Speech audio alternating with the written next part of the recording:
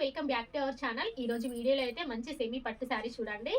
మంచి gold colour and red colour combination లో అయితే వచ్చేసింది శారీ. బ్రైడల్ కలెక్షన్ కి అయితే ఏ మాత్రం తీసిపోదండి. శారీ మొత్తం ఇలానే వచ్చేస్తుంది.